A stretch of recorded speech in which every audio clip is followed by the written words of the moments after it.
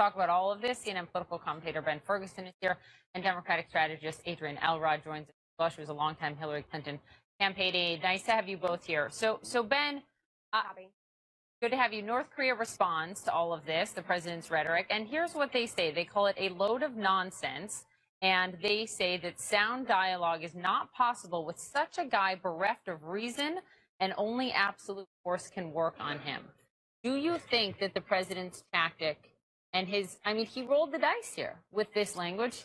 Yeah, Is it backfiring? I don't think so, and I don't think it was rolling the dice. I think he was looking at. We know it was improvised, ad-libbed. Yeah, but I think the tone and his point of his tone was the point that over the last 8.5 years we've had this patient diplomacy, and where it got us was 60+ nuclear weapons, miniaturized nuclear weapons, interballistic missiles, and now half the United States of America can be reached.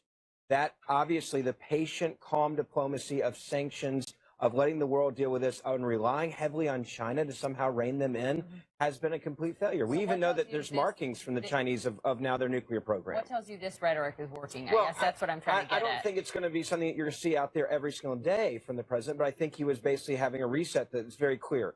We're not going to allow you to act this way in the world. We're not going to allow for another 4 years of you to have these sanctions on you and us have patient diplomacy, and then you keep doing this. And so I think he needed to understand there is a new American policy, and this is unacceptable behavior. So, Adrienne, to get to Ben's point, he says diplomacy over the Obama administration's 8 years, and frankly, before that, George W. Bush, the Clinton administration, that just has not worked. Look, I think we are walking a very fine line here. Hillary Clinton warned time and time again during multiple debates on the campaign trail that having somebody who is temperamentally unfit like Donald Trump as president of the United States handling potential nuclear threats was incredibly dangerous. And now we're actually seeing that come to hold on. Let me read you a statement from former President Clinton in 1993. When you examine the nature of American security commitment to Korea, Japan, to this region, it is pointless for North Korea to try to develop nuclear weapons. He went on to say, Adrienne, because if they ever use them, it would be the end of their country. If they ever use them, it would be the end of their country. How is that markedly different from rhetoric used by President Trump? Well, look, that was in 1993. We're now talking about 2017, and we're dealing with a real potential threat here. You see what I'm saying? Aren't they both really strong? That really strong language from both? Well, look, it's strong language from both, but again, we're looking at 2017 in this current moment here. Kim Jong-un knows exactly what he's doing. He's provoking Donald Trump. He's trying to get him to say things that are potentially going to put us in a harmful position. So it's a cat and mouse game here. Here's the question, though. You say that he's basically provoking Donald Trump. He has 60 nuclear weapons. He has miniaturized them. He can reach half of America. We're already past provoking. You have an individual that is in a situation where they can hit, for example, Hawaii in about 20 minutes warning is all the people of Hawaii would get for that. And you're worried about words, and I'm worried about the reality of nuclear weapons. Patient diplomacy and this UN and sanctions and China and relying on other people has gotten him everything he needs to actually be a nuclear superpower. And you're basically saying, stay the course on this. So at what point do you become alarmed when he has 180, 200, 300 nuclear weapons and you say, okay, now it's time to change the rhetoric?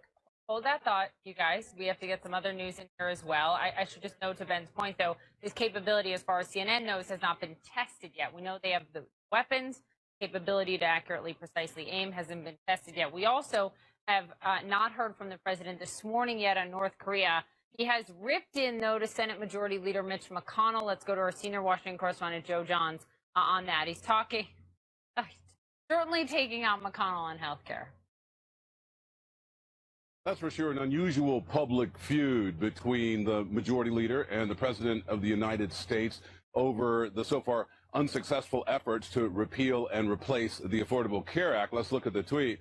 Can you believe that Mitch McConnell, who has screamed repeal and replace for 7 years, couldn't get it done, must repeal and replace Obamacare? Now, there are already some finger pointing on Capitol Hill, and the fact of the matter is the president was unable to persuade the Republicans who voted against the bill. But Mitch McConnell may have gotten it started earlier this week in his home state of Kentucky when he said this. Listen. Our new president, of course, not been in this line of work. for, and I think had excessive expectations about how quickly things happen in the democratic process. Now, McConnell and the president apparently had a telephone call conversation yesterday talking about this, and it was described as animated. Nonetheless, it doesn't appear they've been able to bury the hatchet, at least so far. Poppy. Animated. Joe Johns, thank you very much. Let's bring back in Ben and Adrian. Adrian, to you, there's also some interesting reporting on top of what Joe reported from a GOP source, a GOP Senate source, who says that the president's call with Senator Lisa Murkowski of Alaska, which she called a direct conversation before the vote on repeal and replace Obamacare, may it cost the president a win